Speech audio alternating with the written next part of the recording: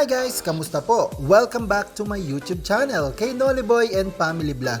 For today's video guys, nagluto tayo ng ginataang bilo-bilo. Yan po ang ating recipe merienda for today. So guys, tara, start na tayong magluto nitong ating bagong recipe. Guys, bago tayo mag-start sa ating video para sa ating bagong merienda recipe for today, ipapakita ko muna po sa inyo ang ating mga kakailanganing ingredients. So guys, una, meron tayong sago. Yan po yung ating sago na malalaki. Then yung ating coconut milk. Yung ating kamoting balinghoy. Then meron din tayong gabi. Then yung ating 1/2 cup of brown sugar. Then meron din tayong langka. At saka yung ating na-slice na kamote. Then yung ating saging na sabang hinog. Siyempre hindi mawawala at di ko kumpleto yung ating bilo-bilo kung wala tayong ubi flavor nitong ating malagkit na bilog-bilog.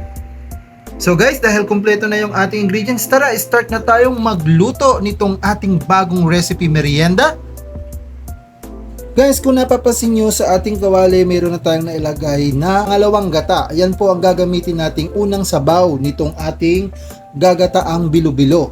So hayaan lang po natin siyang uminit at pagkatapos nyan, ilalagay na natin yung next ingredients.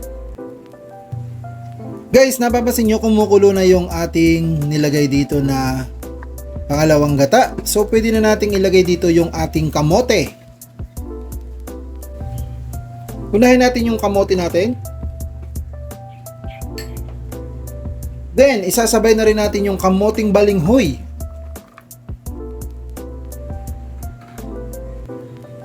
At saka yung ating gabi.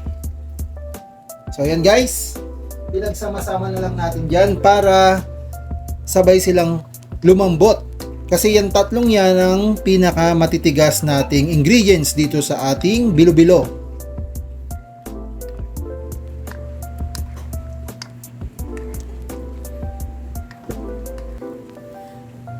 Guys, isasabay na natin yung ating langka para bumango itong ating niluluto.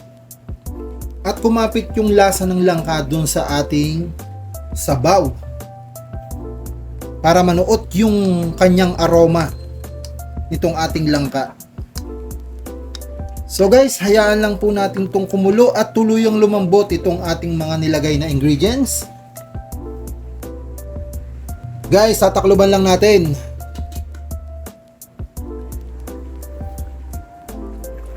Guys, ilalagay na rin natin tong ating asukal. Yan. Yan, i-mix lang natin.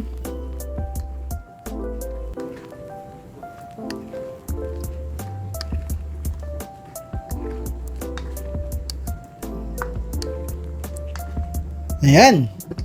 Atin lang pong tatakpan ulit.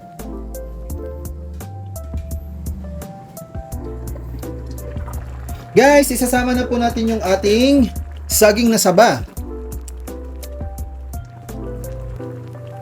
Yan. Haluin lang natin.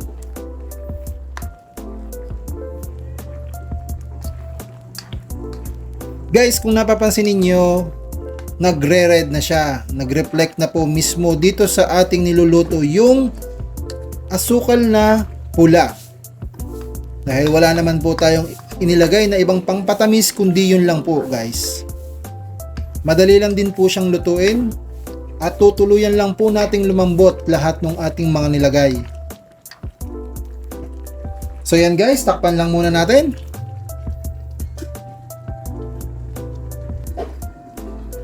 Guys, pwede na rin nating ilagay dito yung ating bilo-bilo para maluto na rin siya. Yan. Then, i-mix lang natin guys.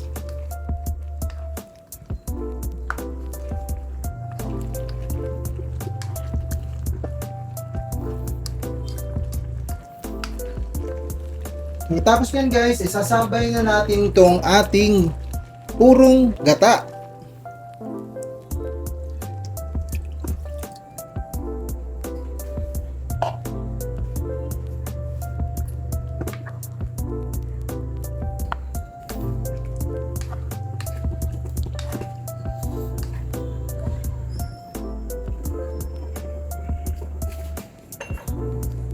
Then, ating takloban ulit para maluto ng mismo tuluyan yung ating mga nilagay na ingredients.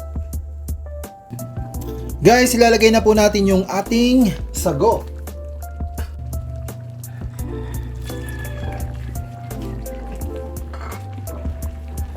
Mix lang natin guys. Malapit na po siyang maluto. Yan po ang ating bilo-bilo.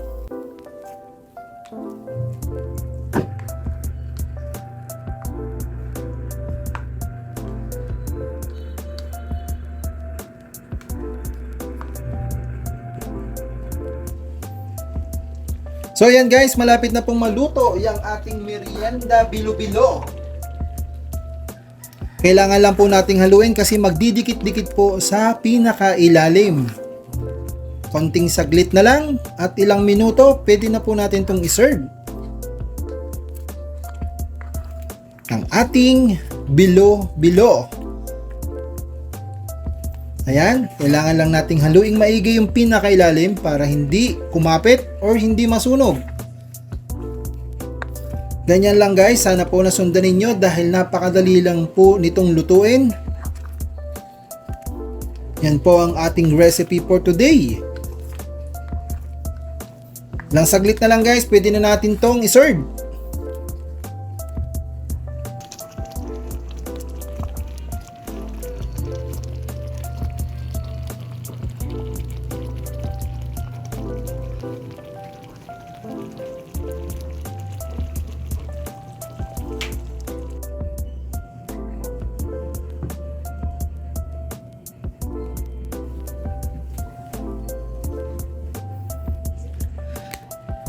Guys, ito na po yung ating final look ng ating bilo-bilo. Ang ating recipe for today. Tamang-tama po to sa pangmerienda at napakaulan po ngayong panahong ito.